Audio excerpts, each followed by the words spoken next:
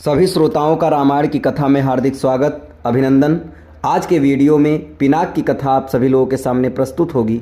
बढ़ते हैं कहानी की तरफ। दूसरे दिन प्रातःकाल राजा जनक से महर्षि विश्वामित्र ने कहा, हे राजन, दशरथ के इन दोनों कुमारों की इच्छा पिनाक नामक धनुष को देखने की है, अतः आप इनकी इच्छा पूर्ण करने की व्यवस्था कर कीजिए। राजा जनक के कुछ कहने से पूर्व ही राम ने कहा, हे नरेश श्रेष्ठ, पहले आप हमें पिनाक का वृत्तांत सुनाइए। हमने सुना है कि पिनाक शंकर जी का प्रिय धनुष है। शिव जी के पास से ये आपके पास कैसे आया? इस पर मिथिलापति जनक बोले, हे राम, एक बार प्रजापति दक्ष ने एक बड़ा विशाल यज्ञ किया। दक्ष जी शंकर जी के ससुर थे। अपने जमाता से अप्रसन्न के कारण उन्होंने उस यज्ञ में ना तो शिव जी को आमंत्रित किया और ना ही अपनी पुत्री सती को। पति के समझाने बुझाने की परवाह न करके सती अपने पिता के यहाँ यज्ञ में पहुँच गई। वहाँ सती का बहुत अपमान हुआ। सती ने देखा कि देवताओं के लिए यज्ञ का जो भाग निकाला गया था उसमें शिव जी का भाग था ही नहीं। इससे क्रुद्ध होकर सती ने यज्ञ कुंड में कूदकर अपने प्राण त्याग दिए। महादेव जी के गणों ने जो सती के साथ राजा दक्ष के यहाँ आए थे, लौटकर महादेव जी को सारा वृत्तांत बताया। सती की मृत्यु की सूचना पाकर महादेव जी बड़े क्रुद्ध हुए। उन्होंने राजा दक्ष की यज्ञ भूमि में जाकर उस यज्ञ को नष्ट कर डाला।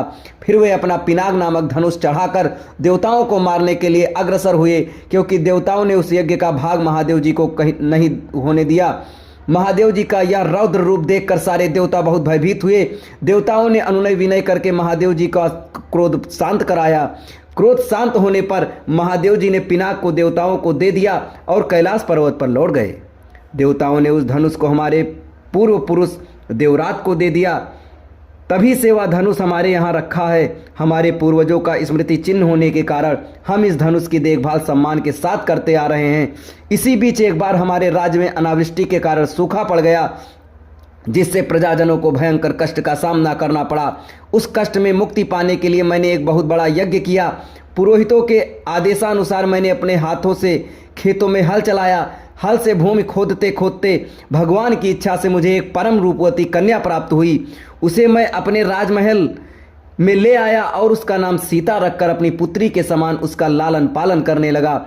जब सीता किशोरावस्था को प्राप्त हुई तो दूर दूर तक उसके सौंदर्य एवं गुणों की ख्याति फैलने लगी। देश देशांतर के राजकुमार उसके साथ विवाह करने के लिए लालायित होने लगे।